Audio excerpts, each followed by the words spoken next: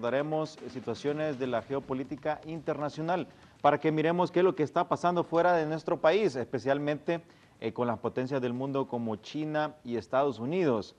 Pues poco antes de la llegada a Washington del presidente chino Hu Jintao, un estudio reveló el martes que 2 bancos chinos, propiedad del Estado, prestaron más dinero a países en desarrollo en el 2009 y 2010 que el mismo Banco Mundial. ¿Cómo se puede tratar de manera dura a tu banquero?, se preguntó la secretaria de Estado de Estados Unidos, Hillary Clinton, en una conversación sobre China en el 2009 con el entonces primer ministro australiano Kevin Rudd. Según uno de los cables filtrados por Wikileaks, quizá de modo irónico, las dudas expresadas por la jefa de la diplomacia de Washington ponen en relieve el papel de China como gran prestamista de Estados Unidos, cuyos bonos de deudas están en buena parte en manos chinas. Mayor flujo de préstamo en este sentido, según los analistas, el dato publicado el martes confirma de nuevo que China también es el banquero de los países de desarrollo. De acuerdo con el estudio realizado por el periódico económico británico The Financial Times, China Development Bank y el China Export and Import Bank ofrecieron préstamos a gobiernos y compañías de países en desarrollo por el valor de 110.000 millones entre el 2009 y el 2010. Entre mitad del 2008 y mitad del 2010, la cantidad prestada por el Banco Mundial fue alrededor de 100 millones. En la medida que los bancos chinos no divulgan información detallada sobre los préstamos concedidos en el extranjero, la investigación se basó en los anuncios realizados por los gobiernos o las empresas sobre los tratos acordados. De acuerdo con los expertos, esto podría significar que la cantidad real prestada sea mucho mayor que la concluida por el estudio, ya que algunos acuerdos sensibles se mantienen en secreto. Bancos políticos, sin embargo, las entidades financieras chinas funcionan con una lógica a la que rige la mayor parte de los bancos occidentales. A diferencia de estos, son los que se denominan bancos políticos, cuyo objetivo es promover aquellos temas que Pekín considera de interés nacional. Lo que hay en juego es una política moderadamente dirigida de China que coordina su política crediticia con las necesidades de su economía real, en especial en su necesidad de materias primas para abastecer su desarrollo económico, señaló Marcelo Justo, analista económico de la BBC Mundo. Por ejemplo, una de las tareas del China Development Bank es facilitar en lo posible el suministro de materias primas o de tierras que necesite la economía china e intentar abrir los mercados extranjeros a las compañías de este país. El periodo estudiado incluye los peores momentos de la crisis financiera global, cuando los bancos chinos ofrecieron préstamos a los productores de materias primas en un momento en que era difícil obtener financiación a través de otras vías. Esa política ayudó a alcanzar acuerdos a largo plazo en materia energética entre China y productores de este petróleo como Rusia, Venezuela o Brasil. También vemos el día de hoy, sale publicado en los diarios de circulación nacional, la foto de el presidente de China, Hu Jintao, y Obama, que ya se reunieron en los Estados Unidos, en la ciudad de Washington, para analizar algunos temas espinosos bilaterales entre estos países, como la situación del Tíbet y también la moneda, y bueno, otros temas de interés que ya vamos a abordar. El asunto es que Estados Unidos ya es un país que se está endeudando y está, pues, por algunos analistas perdiendo bastante poder sobre China, que se está convirtiendo en la mayor potencia del mundo. Para analizar todas estas situaciones a nivel internacional, nos complace presentarles a nuestro distinguido invitado del día de hoy, el reconocido abogado, analista y jurista, don Rigoberto Espinal Irías. Muy buenos días. Buenos días, abogado Marvin Espinal. Bienvenido a Primer Plano. Vemos, abogado, de la situación que se está viviendo ahorita en China. China se ha convertido, pues, paulatinamente en la potencia económica mundial después de haber vivido muchos años de pobreza. ¿Qué es lo que ha pasado para que China ahora ya se convierta, pues, inclusive que Hillary Clinton dijo, cómo puedes regañar a tu banco, a tu prestamista, porque le da mucho dinero a los Estados Unidos? La historia de China es un fenómeno bastante interesante, misterioso, e invita mucho a la aventura intelectual. en su desarrollo histórico ha vivido varias fases.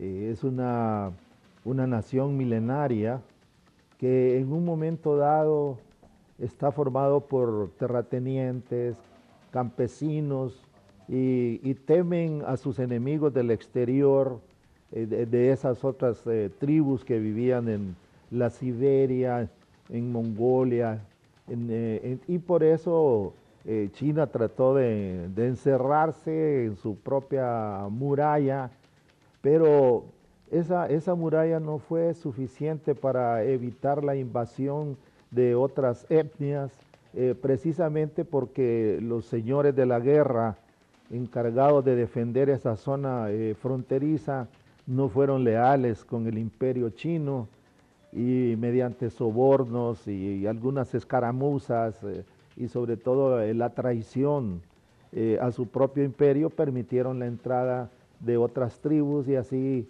vino una mezcla étnica de mayor profundidad. China conserva esta idea del aislamiento durante muchos siglos a lo largo de su historia. Los chinos se consideraban así los únicos hombres, los únicos seres inteligentes.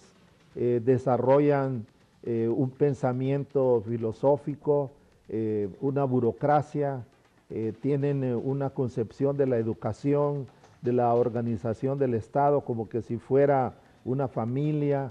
Sus relaciones con los dioses también tienen una relación casi familiar. Tienen una amplitud durante esta época, estamos hablando del siglo V antes de Cristo. Empiezan a desarrollar lo que después el maestro Kung Fu o Confucio va a sembrar el fundamento ideológico chino que va a perdurar muchísimos años hasta la revolución comunista en China.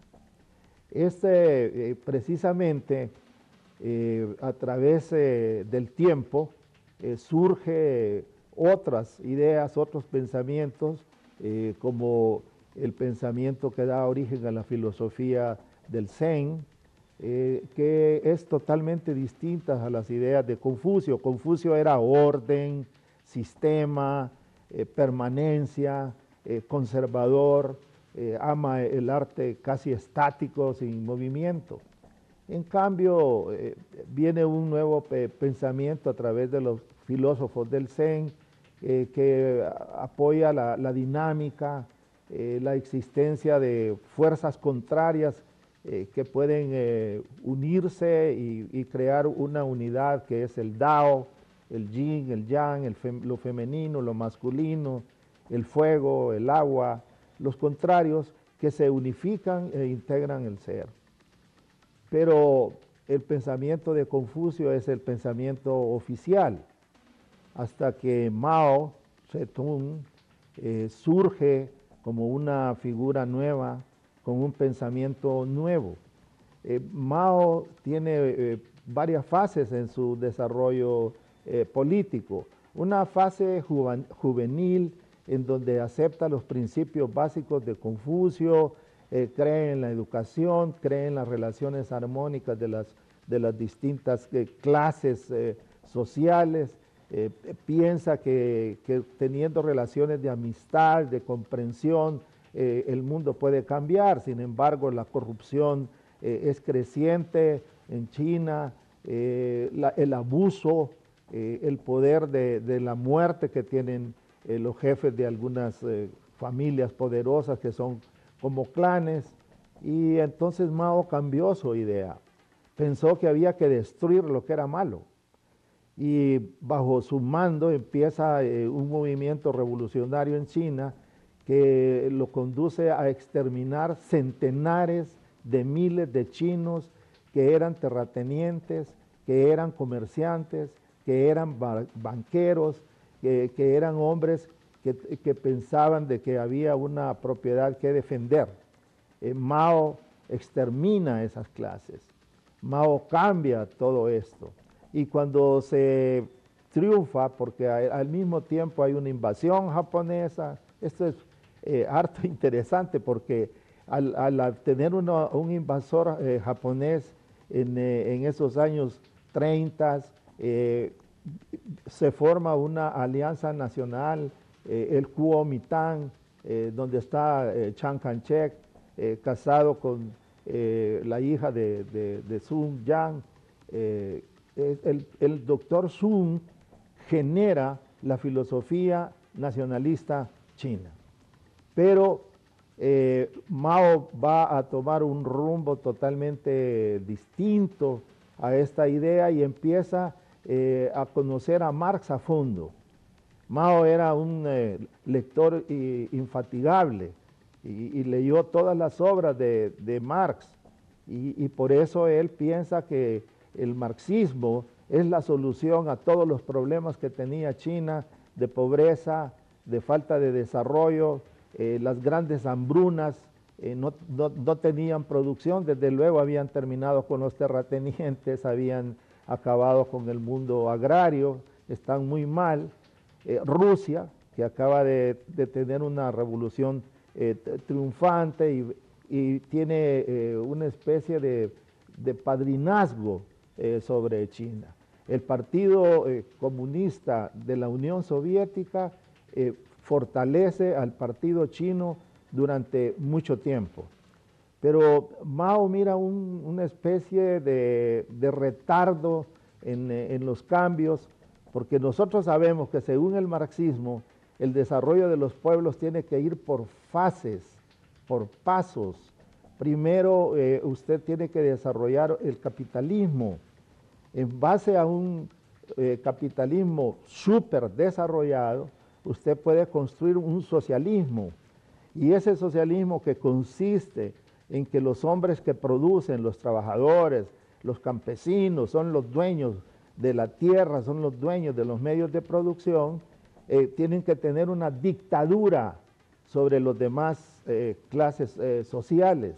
Y esta dictadura marcha hacia la construcción de una sociedad igualitaria, donde todos son iguales, donde todas las personas reciben los mismos beneficios, donde ya incluso el derecho no hace falta, el Estado tiene que desaparecer, y esa es la fase comunista, es una fase superior al socialismo. El socialismo es una fase de transición. Entonces Mao piensa que los en la Unión Soviética están totalmente equivocados, manejando un paradigma de desarrollo socialista en base a los escritos de Marx y de Lenin, y piensa que eso tiene que ser superado y habla en un gran salto.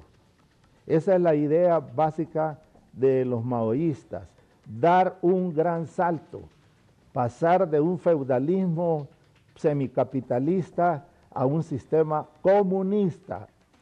Y él hace ese experimento, pero este experimento ha costado unos 10 millones de víctimas para alcanzar ese nivel. Pero cuando ya Mao es el supremo jefe en una disputa política que parecen tragedias salidas de la mente de William Shakespeare, viene un cambio. Mao elimina a sus propios amigos, a sus propios colaboradores, y van quedando muy pocos, como Zhou Enlai, Lin Piao. Lin Piao después expurgado, Zhou Enlai después con el tiempo también va a perecer y va a favorecer que el maoísmo se fortalezca. Pero Mao de pronto retorna a su pensamiento romántico, juvenil, pensando en los valores, en la educación, y pone un periodo de transición que se le conoce como la revolución cultural en China. Ya ha roto en los años 60 y 70, ha roto con la Unión Soviética, se forma la escisión entre Pekín y Moscú, se habla de gordos, de flacos, el mundo comunista que es internacional se divide, unos son más maoístas, otros son gordos, son contra el maoísmo, y esa fase de la revolución cultural, que duró como unos 4 años, fue un periodo breve. ¿Qué hizo? Cerró todas las universidades, exterminó a todos los intelectuales capaces de criticar su sistema, acabó con todos los maestros tradicionales y con astucia ponía en juego en el ambiente chino alguna idea que fuera atractiva para conocer a sus enemigos. Hablaba dejar que surjan 100 flores y tendremos 100 flores de pensamiento, 100 ideologías, pero los que decían Mao nos está permitiendo pensar y decir lo que creemos, lo hacían, eran identificados y eran exterminados o encerrados. Pero en los últimos días de su vida, antes de morir, él piensa de que se había equivocado en su ruta, que era necesario que los chinos ya no se vistieran todos de igual manera, que los chinos podían tener una identidad distinta y alentar la producción. Pasaba luchando para que en cada aldea, en cada ciudad china hubieran hornos para producir acero, robarle el agua al cielo para tener bastante agua y poder producir más arroz, más cereales, más vegetales y no volver a tener esas grandes hambrunas que habían existido antes. Cuando desaparece Mao, algo se va aprendiendo, hay una pandilla llamada la pandilla de Pekín, gente corrupta liderada por la viuda de Mao, una mujer perversa, pero se van abriendo nuevas ideas, se piensa de que es necesario que los hombres tengan independencia creativa, espiritual, que puedan producir, puedan construir su propio destino. Entonces, después de que desaparece Mao y viene una nueva relación, por ejemplo, en los años 50, antes de que muriera Mao para los años 70, en los años 50 tuvimos la guerra de Corea. En esa guerra de Corea, China pudo probar que tenía alguna fuerza militar considerable. Se está enfrentando indirectamente a los Estados Unidos. La guerra, los norcoreanos recibieron todo el apoyo de China. Un general, un gran estratega chino, dirigió esa guerra que culminó con un retiro un poco falto de honor de Estados Unidos de Corea, pero se mantuvo la independencia de Corea del Sur. Pero ahí entran sus primeras relaciones. Y aquí, Marvin, yo recuerdo una frase que circulaba mucho en la universidad, en esos días, en la Universidad de Honduras. Decía Mao, los Estados Unidos son un tigre de papel, porque aunque tengan bombas atómicas, ya había pasado las experiencias de Nagasaki, Hiroshima, aunque tengan esas bombas atómicas, no se van a atrever a usarlas nunca, y entonces nosotros podemos, como chinos, tener una política agresiva para restarle la presencia a Estados Unidos en el mundo. No le tengan miedo a los Estados Unidos, que es un tigre de papel. Pero nadie ha leído lo que decía a continuación. Un tigre de papel en la diplomacia, pero un tigre de verdad, capaz de matar seres humanos, capaz de desgarrarlos y destruirlos. Por eso siempre tuvo una política de agresión verbal, pero nunca tratar de tener un enfrentamiento directo con los Estados Unidos de América. Sí, en la actualidad, China tiene un cierto poder económico sobre la vida de Estados Unidos. Bueno, hemos visto, abogado, que nos ha dado una amplia pues, explicación de lo que ha vivido China en los últimos años, principalmente en la época de Mao Zedong. A los cambios han sido radicales en las últimas 2 décadas. China pues se ha abierto a un mercado capitalista, libre adentro, pero siempre está el contraste con las personas de la vieja guardia, en el cual pues mantienen sus principios, principalmente de esa época de Mao Zedong, y están